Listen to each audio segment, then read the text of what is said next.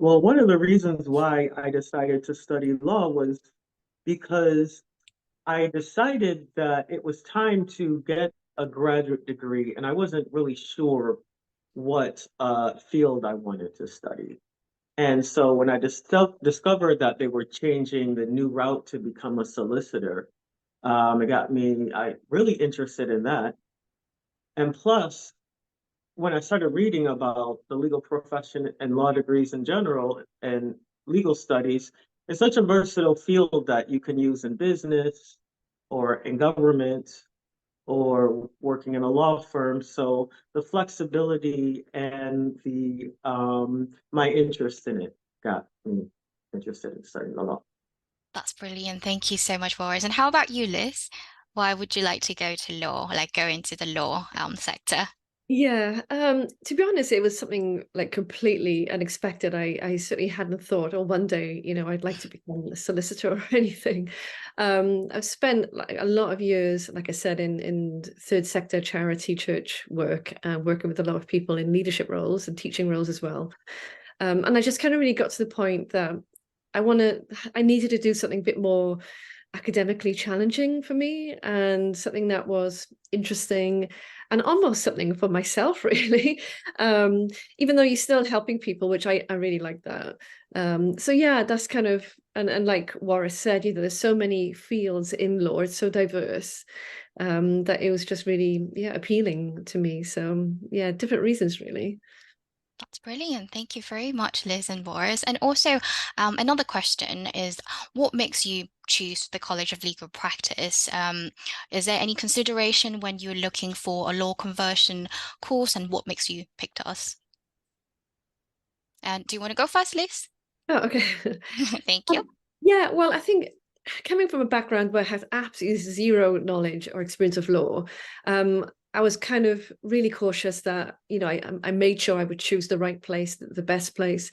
So I did a lot of research, and particularly as it was a time where, the SQE was being introduced as well. So I read a lot of articles, visited a lot of sort of law colleges online, just to see what they did, and did a lot of research. And I could see that the College of Legal Practice was fairly, new on the scene in the UK. Um, and but I could see that, I looked up all the tutors, see what kind of experience they had. And I was really impressed by, their years of experience. And I thought, well, these people have got fantastic experience, and the reviews were good. The students were saying, that their experiences were good with the college. And then when I kind of discovered that the mothership, if you like, is in Australia and that it's non-profit, for me that was kind of like, oh yeah, now I really like that sort of motivation of the college.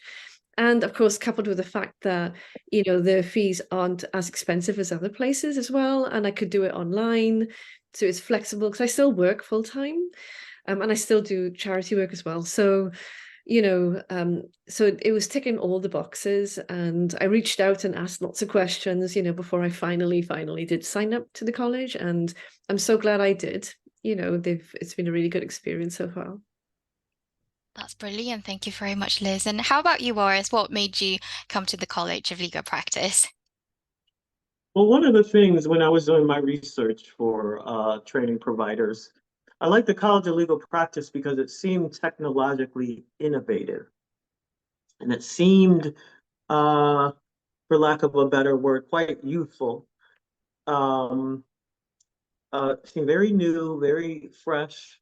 I like the focus, like Liz said, that it was designed for the 21st century, that you could do it remotely, and it was meant for uh, flexibility. You could work or you could not work. Um, and I did look at a demo, and it ticked all the boxes.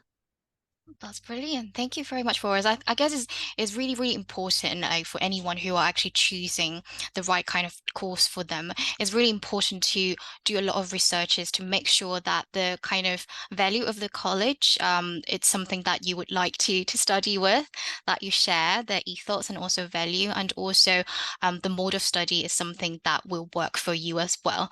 So thank you so much for you to the comments and also feedback. And also, Liz, just now you mentioned that you were working full time as well. How are you managing working full time while studying? How do you find the whole journey managing both your work and also your study? Yeah.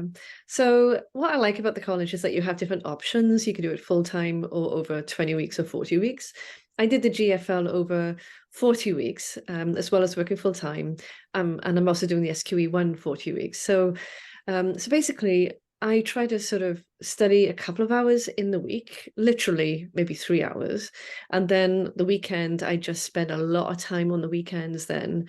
Yeah, just devoted. You have to be, I like the SQE course as well, because that's really kind of cut into bite-sized lessons that I could do a lesson on the train, I could do a lesson tomorrow and do 2 lessons on the weekend. So it's really good. You have to be disciplined. You do have to be disciplined. But I suppose, in terms of the number of hours, it's about 8 to 10 hours a week of studying for the 40-week course.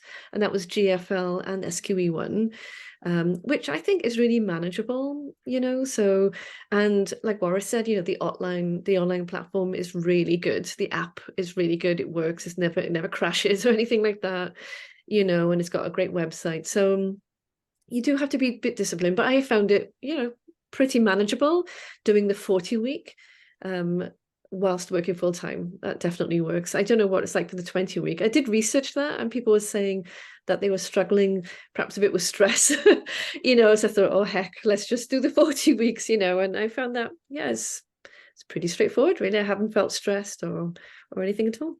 That's brilliant. Thank you very much, Liz. It's really good to hear that you found a course or a study mode that really works for you.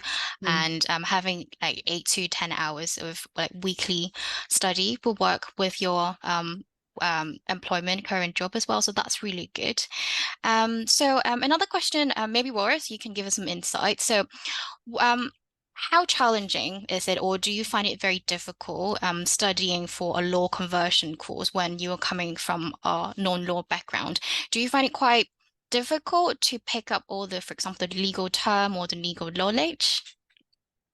Well, for me, I studied, I have a paralegal certificate from that's approved by the American Bar Association. So that's not considered law school, but it is a formal paralegal program. So I was lucky to have an introduction to law. So I had a familiarity with it. The only difference for me culturally was US and UK legal terms are can be different.